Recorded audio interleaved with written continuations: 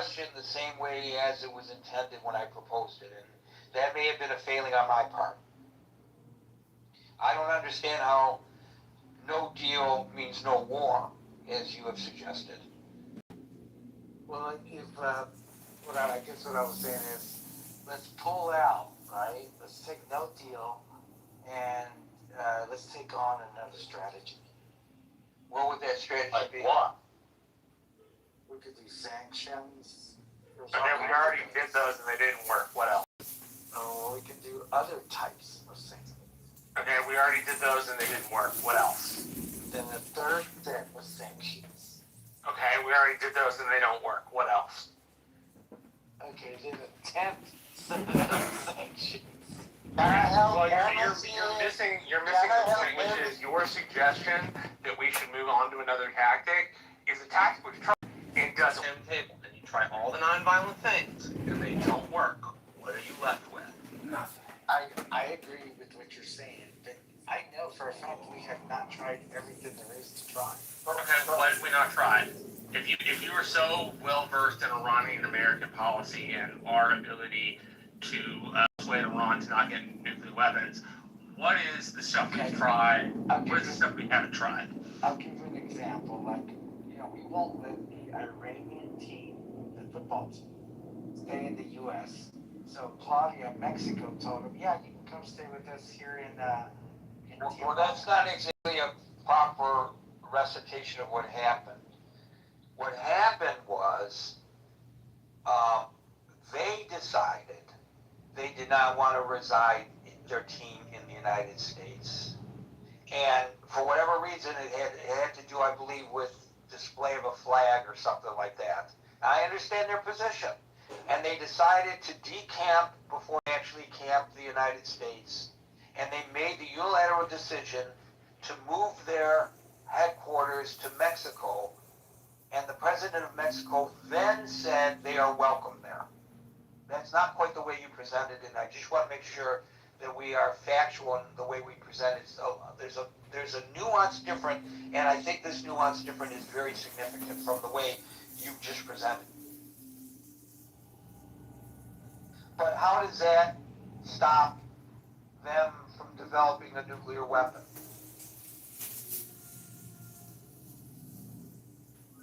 Okay, no answer. I'm going to... Gary, can I say something? Of course, of course. Well, but I sent you, I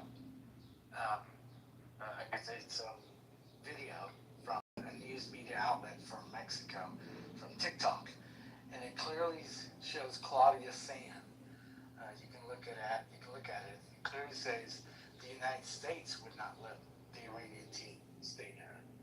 Okay, but she said they were welcome after they made the decision to move to Mexico. So again, the question I have, and then back to Alan for a second, is what does that have to do where the Iranian state team stages? I mean, it's a 3-country event, the World Cup. Yes. So the 3 countries are hosting it. So they could have decided to go to Canada. It doesn't really matter. What does that have to do with our discussion today? That kind of allusion. It's the Iranian team, right? And the U.S. We should keep, we have told many people, keep politics out of sports. I mean, we told LeBron James. That's a good argument to be made if that's what we're discussing. But the discussion is far higher level than the question of whether the United States diplomatically created a misstep with regard to the World Cup games, which is, if you're correct in your assessment, is absolutely open to criticism. You say that in the context of the question that Marshall asked you, what can be done to prevent Iran, short of war, from obtaining nuclear weapons, and you talk about the World Cup? Well, I will say this, right? I'm not a politician, so I'm not versed to that level in politics.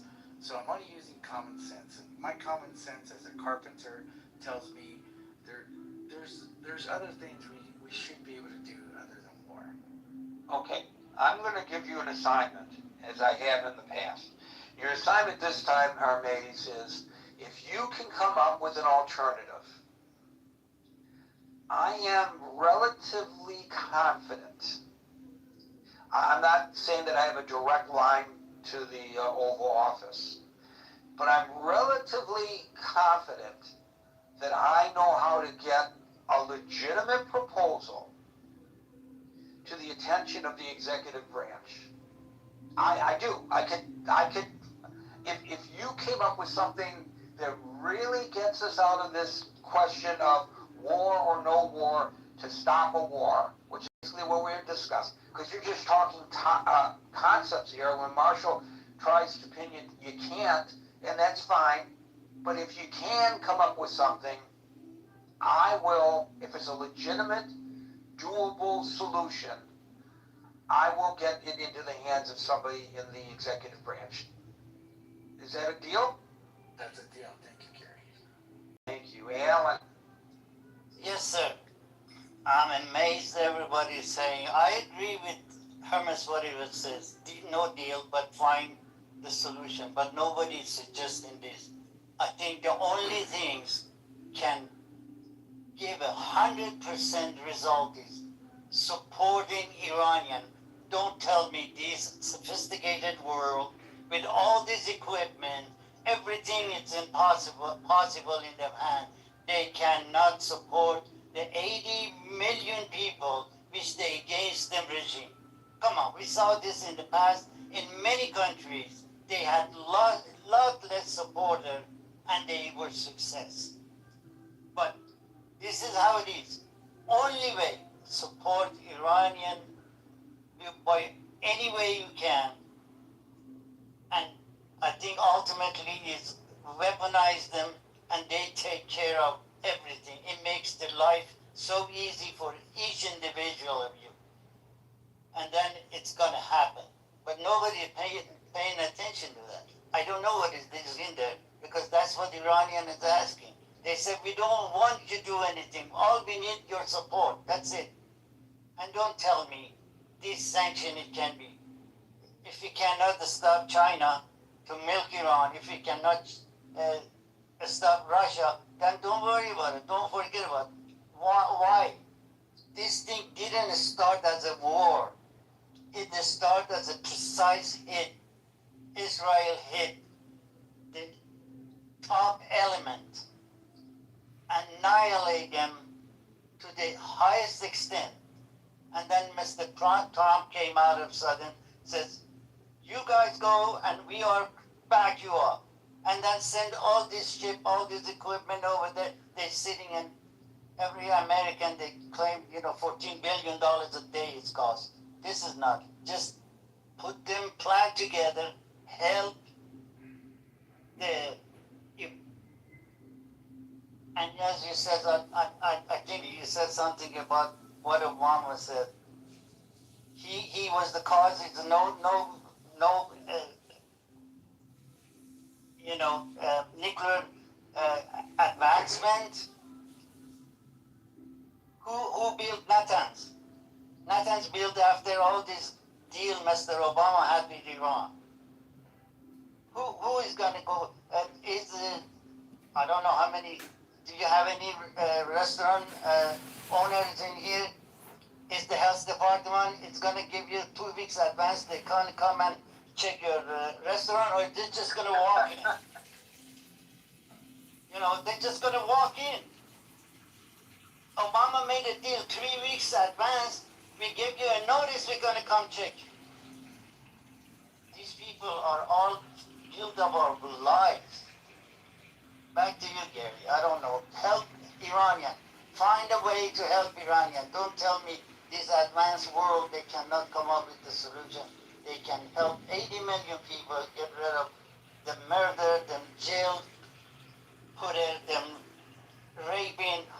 Jesus Christ. Back to Well, you probably came closer to the real solution to all this than anybody has on the stage, but I don't really want to discuss it right now. But there probably is something going on.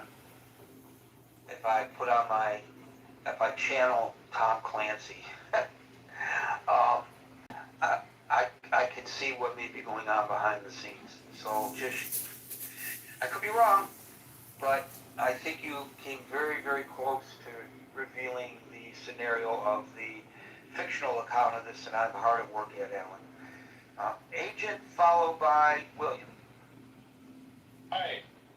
Well, I'm curious for you to say more. Like, do you think there'll just be more replacement of the leadership in Iran so that the actual deal can go through? Oh, you picked up on it, didn't you?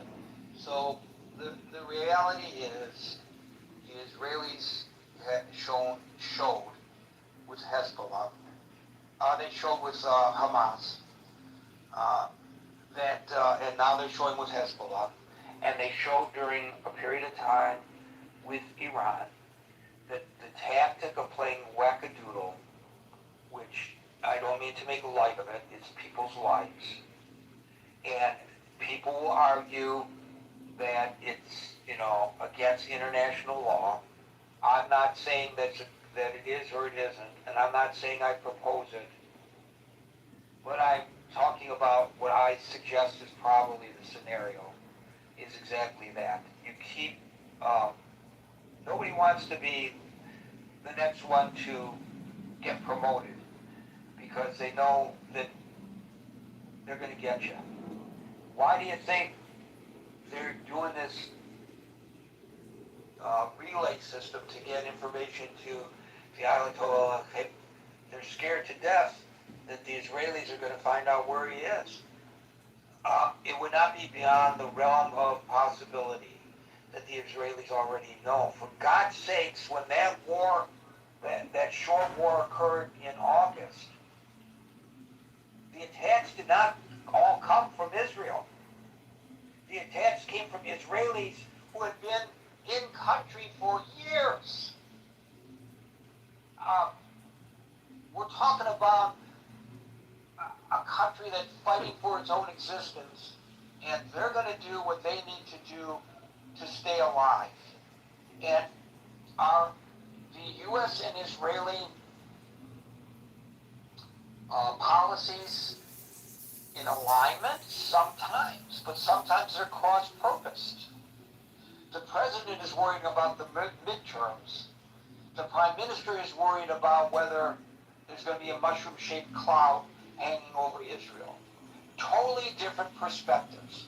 If you, or any, not you, but if one were to think that the Israeli approach to this should be expected to be the same as the U.S. approach, notwithstanding the tremendous support the United States gives Israel militarily, and notwithstanding the ability the United States has to tell Israel you can do this or you can't do that, you lose some of your sovereignty when you accept the money.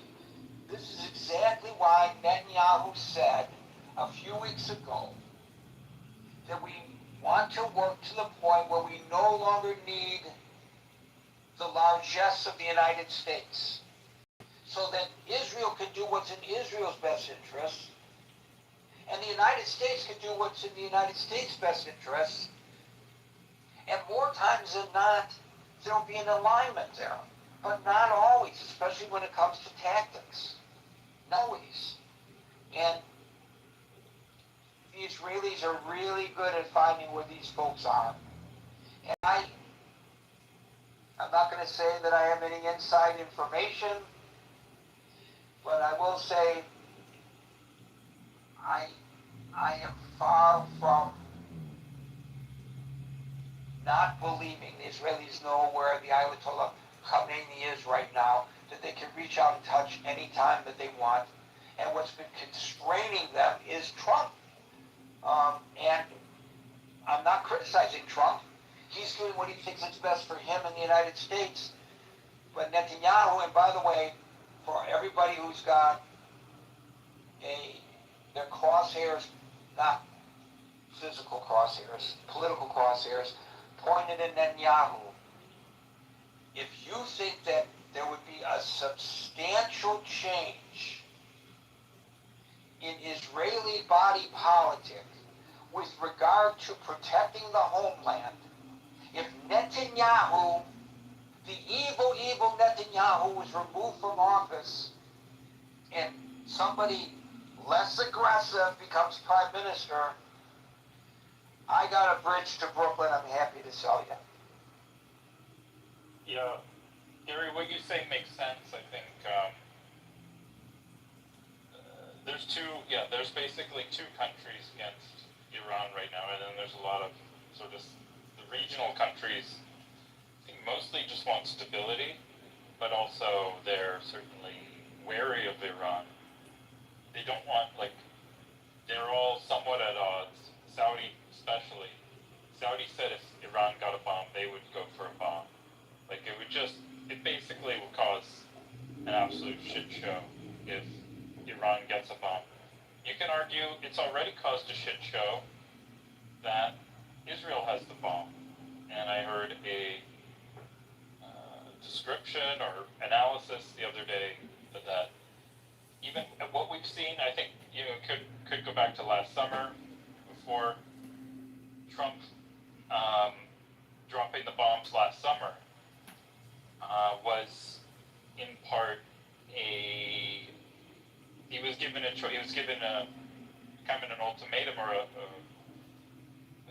bit of a choice of saying, look, we, Israel, and I'm sure it came from Netanyahu or his close associates, we are going, like, we cannot have Iran getting a bomb because they will nuke us one way or another, and that we believe this is the case. It's almost an absolute or too high a risk, and the only tool we have to prevent it is to nuke them, and we will, if it's close enough or if as soon as they have it, we will use the only tool we have to stop them from getting the bomb, come hell or high water, because we're almost screwed anyway. Even Pakistan is apparently, I need confirmation on this, but in this analysis, Pakistan's already pledged that if Israel nukes Iran, then Pakistan will nuke Israel. That was new information to me. There is a defense pact between Iran and Pakistan. You are right. That seems like a big problem, and to me, I'd like to understand that more, and why the U.S., for instance, like, is willing to tolerate it. But yeah, essentially, that would not be right. So it just becomes this, like, cascading, like World War I became this cascade of alliances that then kicked off this crazy war, and it seems like that is what we were looking at with Iran going for the bomb.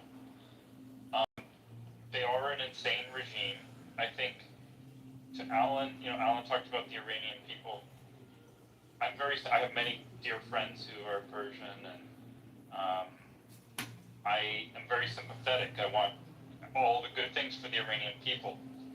They had a chance, even the last few years, like, they've been given many chances. Even the revolution they had, like, the Shah was at least our boy there, right? He got overthrown, my understanding, by both the far left and the far right at the time, but the far right dominated and, like, probably crushed the far left after that.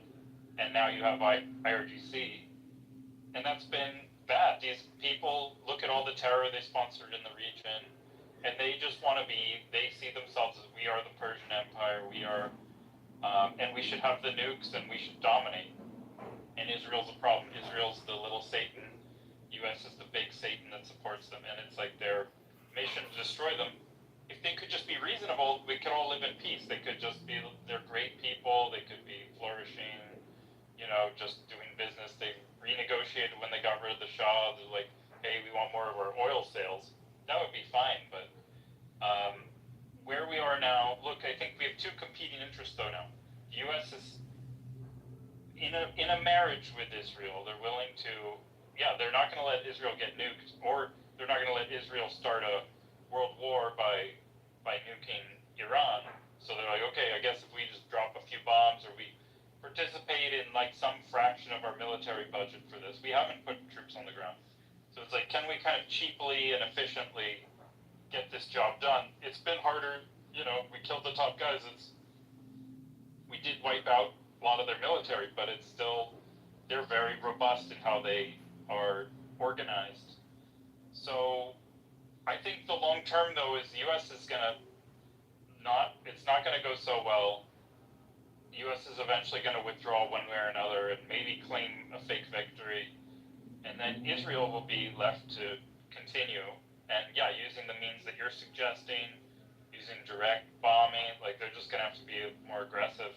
But their goal, it's two competing goals, because the U.S. I think just wants stability and peace at some level, and Israel wants to really crush.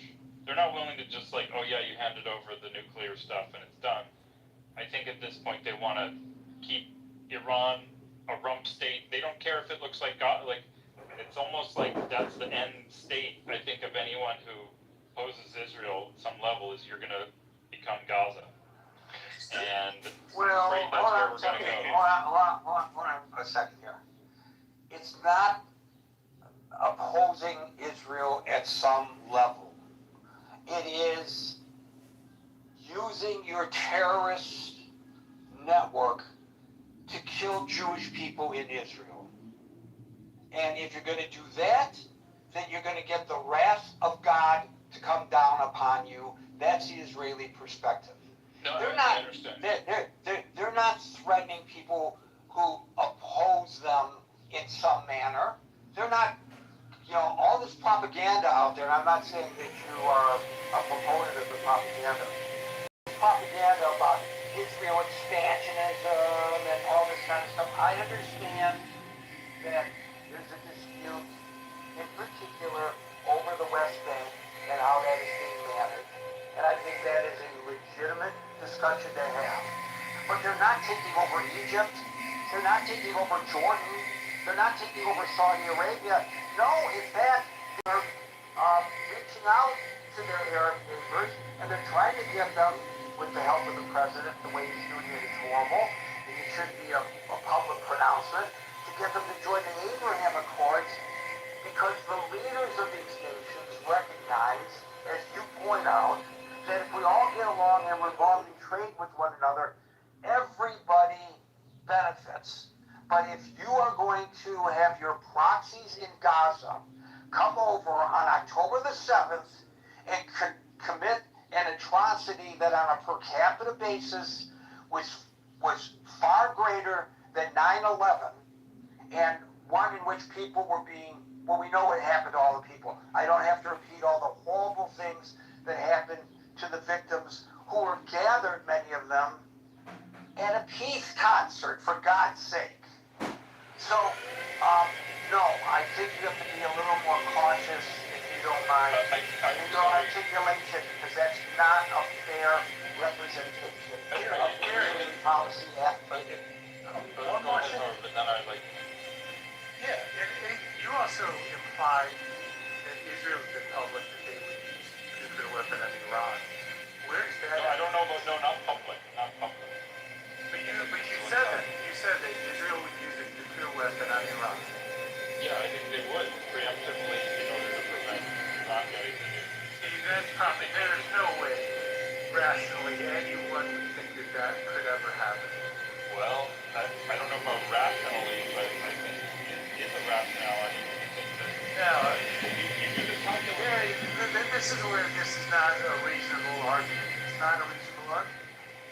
Well, and also agent says, Pakistan says, if Israel bomb Iran, they're gonna bomb Israel. How come Pakistan didn't come and say, I'll make sure of Iran doesn't get hands on the nuclear weapon? How come he didn't say that? They can be negotiated. No, I'm not exactly sure what you're saying. Yeah, I think it's horrible that Pakistan got the nuke. And then India got the nuke, and then North Korea got the nuke, and then Russia got the nuke, and then China got the nuke. Like, I don't think anyone should have had it. Anyone should have just prevented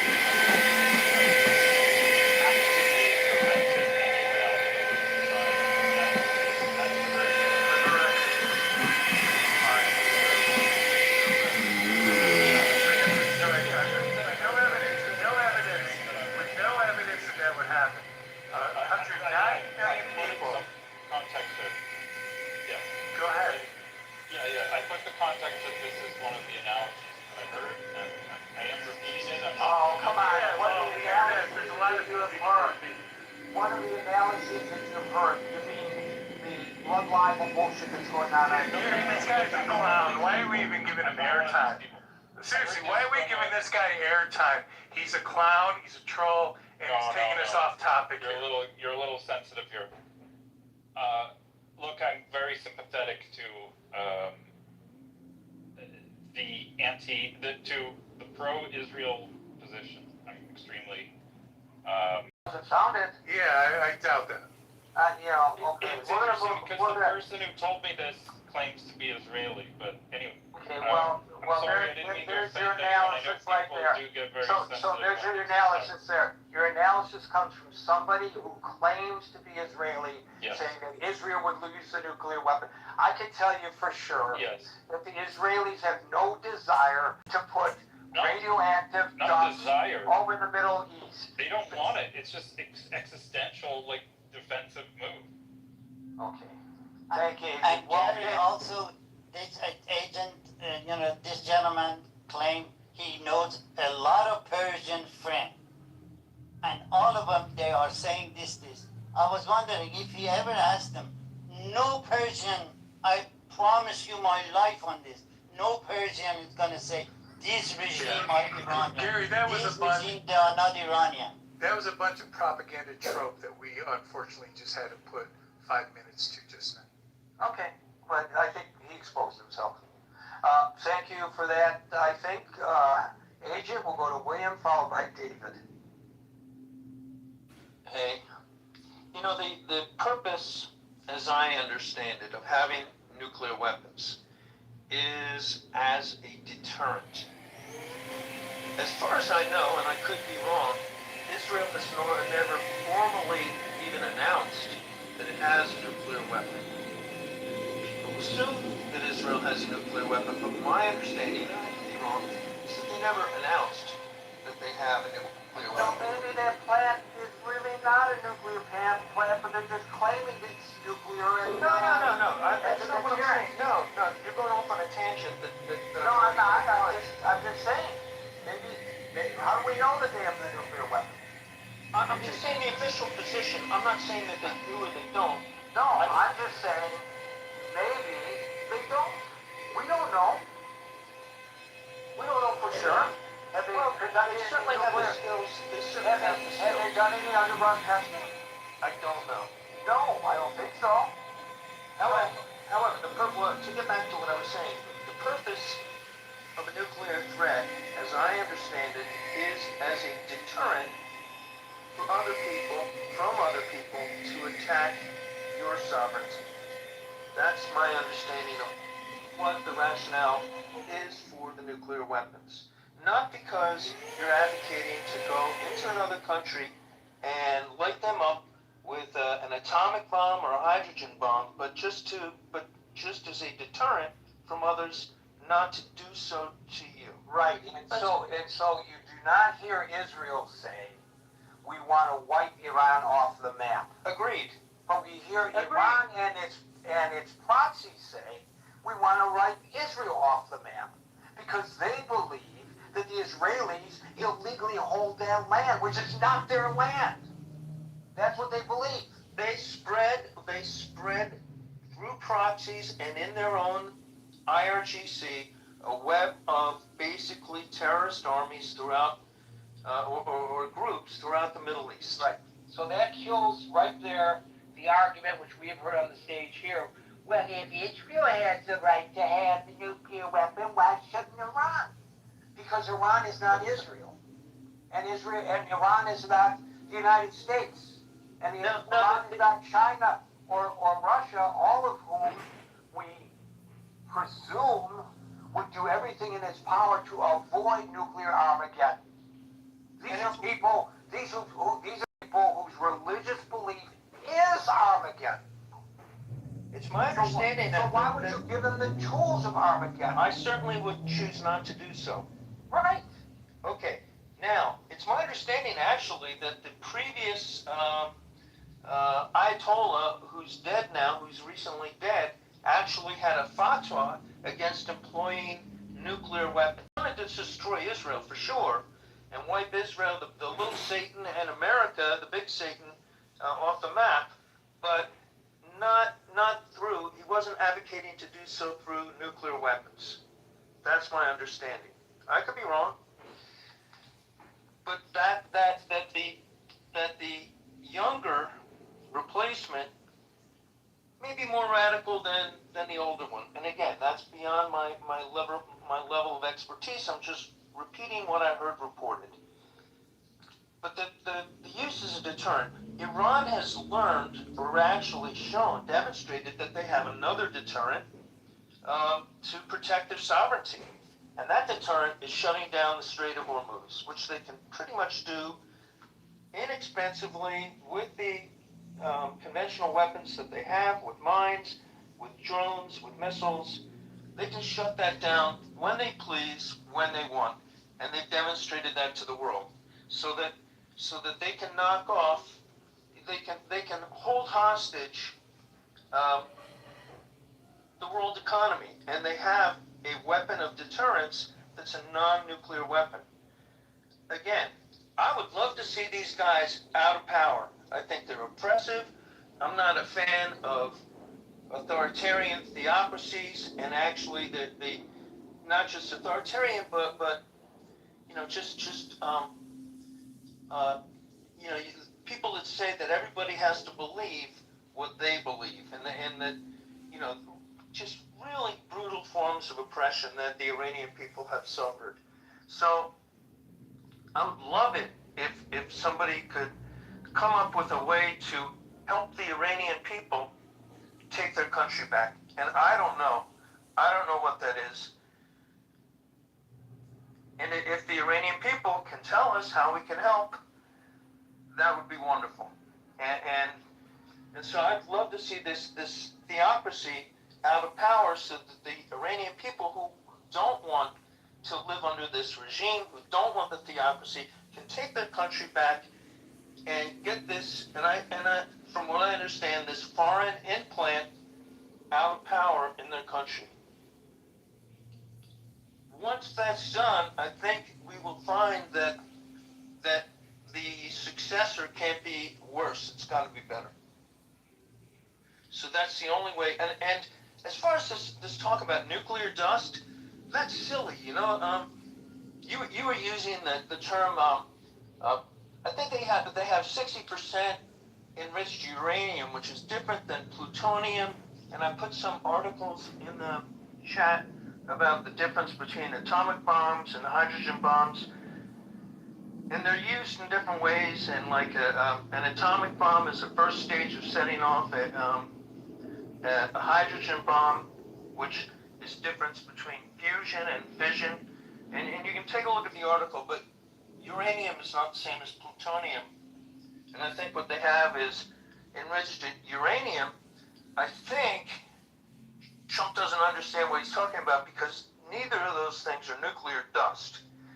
The closest thing I can think of this nuclear dust is the yellow cake uranium, which is a early stage in refinement for making a more potent enriched uranium. But that's the business about dust, I think, just reflects a lack of understanding. Did I say plutonium when I should have said uranium? You did. Okay, I apologize. I didn't realize I did that. He is referring, when he says no dust, no deal, to the surrender or destruction of highly enriched uranium. And I misspoke, and I appreciate you correcting me on that. With regard to I'm not faulting you. I mean, you're not. I'm not saying you are. If I misspoke, I want to be corrected. I don't want to be wrong. So you're correct that Ali Khamenei did issue a long-standing fatwa that declared that the production, stockpiling, and use of nuclear weapons is forbidden under Islamic law. But it is also true that Mujtaba, who is his son, is never reaffirmed this decree, and he's seen as a hardliner. In other words, stronger on the issue than his dead dad. But even that fatwa, if in fact they issued a long-standing fatwa that declared the production, stockpiling, and use of nuclear weapons forbidden under law, why were they continuing the enrichment program? So, do as I say, but don't do as I do, I guess. I mean, so what if he had such a fatwa? It was meaningless because he violated his own decree.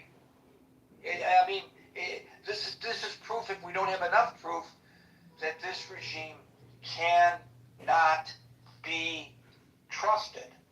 Neither can North Korea, and I don't know that we're going to be in any position to actually go in there and get the highly enriched uranium, which is likely dispersed onto multiple sites throughout a very large country of 93 million people, without having boots on the ground, without having troops going in there to get it.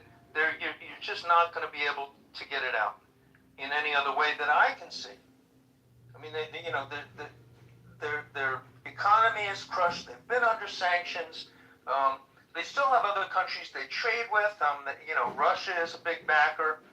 China gives them some help. And they have overland routes across Asia to China. I think there's a railway that's recently been completed in that Belt Road Initiative. So I think they have other ways to get material in and out of the country other than by water, which is the most efficient way to do it by water and not by rail or by truck or by air. But they're not completely closed off, and I don't see, unless the Iranian people, unless we empower the Iranian people to take their country back, the majority of the Iranian people, from my understanding, I don't see how we're going to do it unless there is a willingness of the population and a commitment to put troops into Iran and to fight it out. And that is probably politically untenable in the United States, and may or may not be successful. But they're not just going to cough. They're just not going to cough up this nuclear material that they have, and they already said that they're not giving it to a third country. So, whether or not they go forward and make either an atomic bomb or a hydrogen bomb is completely. It's a different order. Do they have the knowledge? Are they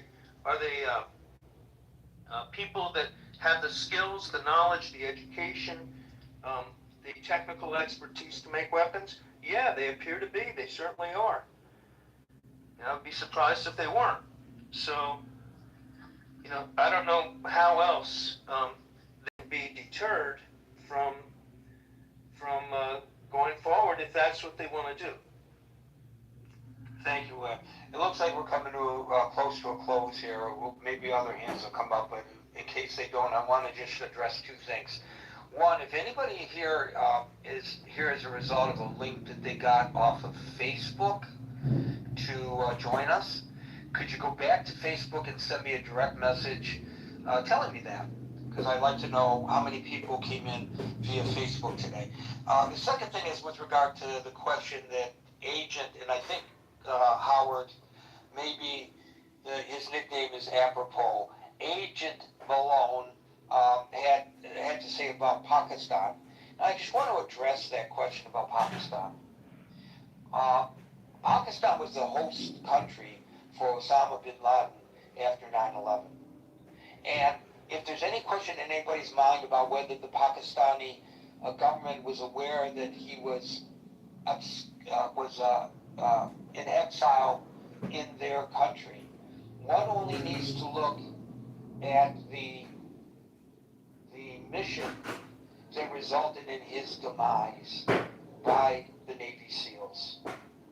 The important part of that mission, vis-a-vis today's discussion, is the United States violated the sovereignty of a nation, Pakistan, to get public enemy number one in its hands.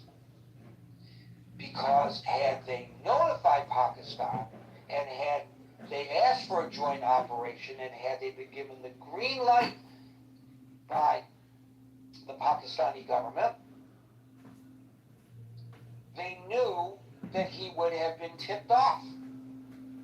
So that tells you everything you need to know about the government of Pakistan. And I, for one, am speaking strictly for myself, obviously, wish that the United States policy would be definitive right now in support of the government of India and in absolute opposition of the government of Pakistan. It's a terrorist regime as well. How they get involved in, just like how Doha gets involved in negotiations to help settle this conflict between the United States and Iran, is frankly laughable. In my opinion, I could be wrong, but I think history will prove once again that I am right. I really feel confident enough to arrogantly declare that right now. You are absolutely right, Gary. It amazed me. They want to argue with the mullahs, and they go have a negotiation guy, which is the mullah in the suit. It proves to the world Pakistan, after Ataturk, it's just another terrorist Islamic country. Nothing else, nothing more. Thank you, Alan. David, followed by El Normo, our prodigal son. Dave? Hey, Gary. Good to be back on the stage. But I want to address the Pakistani comments. Kind of look at it from a high-level perspective. The United States did technically, they helped Pakistan with some technical training on the nukes, and they kind of turned a blind eye to their development because they were on our side against the Soviets. So this was a geopolitical Cold War play here. The United States didn't really care so much about. So this goes back to this goes back to the philosophy, David. The enemy of my enemy is my friend. No. The enemy of your enemy is aligned with you in that particular conflict, but he is not your friend. That is a big miscalculation. Okay. Well, yeah. And many argue that Pakistan is basically a military with a country, not the other way around. So, and they've obviously been aligned with a lot of our policies. And India was more of a friend of the Soviet Union. That's why Modi continued to buy Russian oil even after the massive destruction they brought on Ukraine. They have that Cold War allyship that they still haven't let go of. So there's that, and we were assisting Pakistan in relation to that because we didn't know what side of the fence India was going to come on. So I'll take the other side of the coin on that one and say the friend of my enemy is my enemy. No. The friend of my enemy is aligned with my enemy on his need for the oil. That does not necessarily make him my enemy. It's very one-dimensional the way this works in the area of diplomacy and everything, and I don't understand why. Very one-dimensional in the way the outlook. I don't know if that's coming from the CIA. I don't know whether it's coming from the DIA. I don't know whether it's coming from one of the other alphabet soups. But this is the way they look at these things, and history has shown that that's a miscalculation. Well, of course, so we miscalculate. It's not perfect. But take it back even further when we look at the demise of the Shah and what replaced him under the Carter administration. Carter was putting pressure on the Shah to liberalize their economy, liberalize the press. And what happened when the Shah released some of those strictures? The press came out and had all these anti-Shah campaigns leveled against him, and more or less got him ousted out of the country, setting the stage for the Ayatollah to come in And again, once again, Gary, we had a difficult choice to make. Do we allow the Ayatollah to pivot into the Soviet orbit, or we choose the lesser of two evils, which was the Islamic orbit? And the Islamic orbit won out, and we saw that as a better deal for us because once again, except guess what? There is an alliance between the Islamic orbit and the former Soviet orbit, anyways. So what was the choice there? You know, maybe the choice would have been the Jimmy Carter approach. Let the Iranian people decide democratically themselves who they want to lead them. If that had happened, then I would have no problem with whatever Iran is doing today. Well, we did that. They did playbook in the 50s, and we ousted their lefty guy. We remember Mossadegh, the Mossadegh campaign that was against the Shah, and the people wanted Mossadegh, and Mossadegh wanted to nationalize the oil. He didn't like the raw deal that the Iranian people were getting with the Anglo-Iranian Oil Company, which was BP, British Petroleum. I think the Iranians were getting 25 cents for every dollar that was pulled out of the country. So right. So here we go again. More money. Here we go again. The enemy of my friend is my enemy. So we oust him to make room because the Brits wanted him gone. Am I right? Yeah, but not only that, Gary. We had an agenda afoot based upon several historical references that I've studied that we wanted to dismantle the French and the British Empire. And when we ousted Mossadegh, guess what? We made Iran more American than British.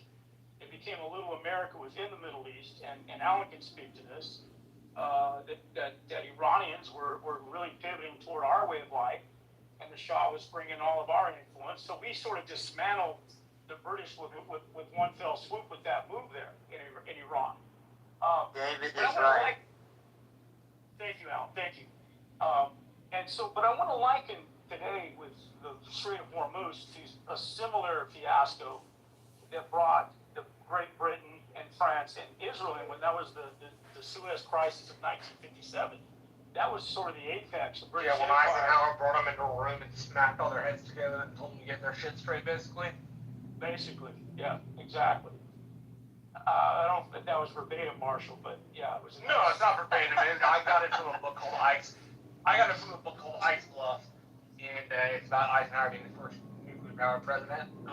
And they recite the Suez Crisis, and in the reciting of the Suez Crisis, you learn that Eisenhower was not happy with either of the three powers you're doing it. He was furious with the Europeans and was furious with Israel for doing stuff. Yeah, and we shut it down. We opened up the Suez, and that was to also be part of the demise of the British Empire. The British Empire basically had to take a backseat to our foreign policy, and they got in line with all that. But now we're facing, I think, that similar crisis today with the with the Hormuz issue, because we're not able to flex our power to where we can take this middle power, Iran, this IRGC regime, and bring them to heel. We're not able to bring them to heel, Gary. And I want to focus again on diplomacy, because I think at the end of the day, Gary, it may have not have served the long-term agenda of keeping Iran with nukes, but the Obama-Kerry JCPOA alliance that we put together to rein in the Ayatollah and to provide some sunlight with the International Atomic Energy Agency and the inspectors and all of that went on was a far better deal than we have today. Don't take my word for it. Take the retired generals of the IDF who came on the record saying the JCPOA, the retired general of Lieutenant General Eisenkot, said that the JCPOA kicked the can down the road, maybe 10, 15 years of keeping Iran from getting nuclear weapons. Another general, a guy named Golan, Major General Golan, he also said the same thing. He was concerned that by dismantling the JCPOA, we dismantled and we created mistrust with the Iranian regime. We sowed mistrust with our allyship in creating alliances, fast forward today with Trump and the bluster and everything else, and they dismantled the NATO alliance, and we don't have any friends now to help us out with this debacle that we're mired in. So these former heads of the idea of generalship are speaking what a lot of the experts are saying, Gary. And again, I mean, yeah, could they have cheated on the deal? If everybody held the line, Gary, and followed their what they signed up for, and as Ronald Reagan said, you trust but verify.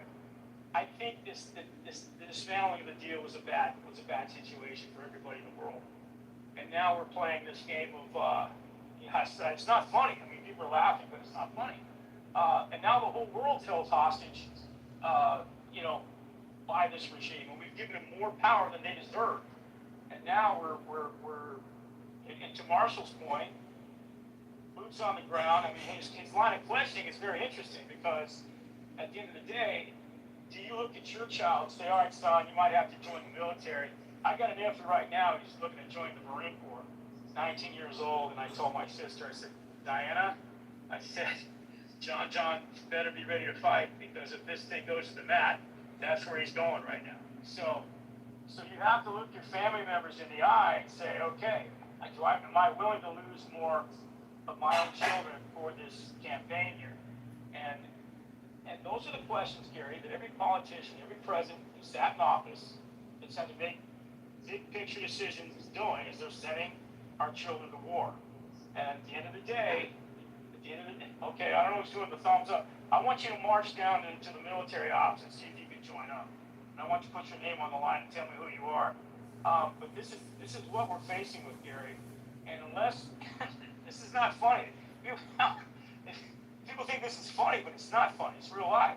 I mean, so Gary, at the end of the day, Trump's got himself in a bit of a pickle, and the answers and the decisions that we have to make are not good. But I'm telling you right now, Gary, the United States and the world at large, China especially, they're about business. They're about making money. We have our ideologies. We have our communism. We have all of that. At the end of the day, they want to put money in their coffers. And this is stopping that sacrosanct mission and agenda of growing markets and putting money in the bank. And war is not going to advance that any further than it already has. So anyway, Alan, you want to say something? I'm going to land. Thank you. I think Alan. I'm sorry, I forgot. Yeah. No, David, I didn't mean to laugh at you. It was just funny the way you catched it right away. Okay, gotcha. So remember the movie Hook with Robin Williams? He played Peter Pan. You're the only person who saw that, Gary. That was a terrific movie, and a lot of people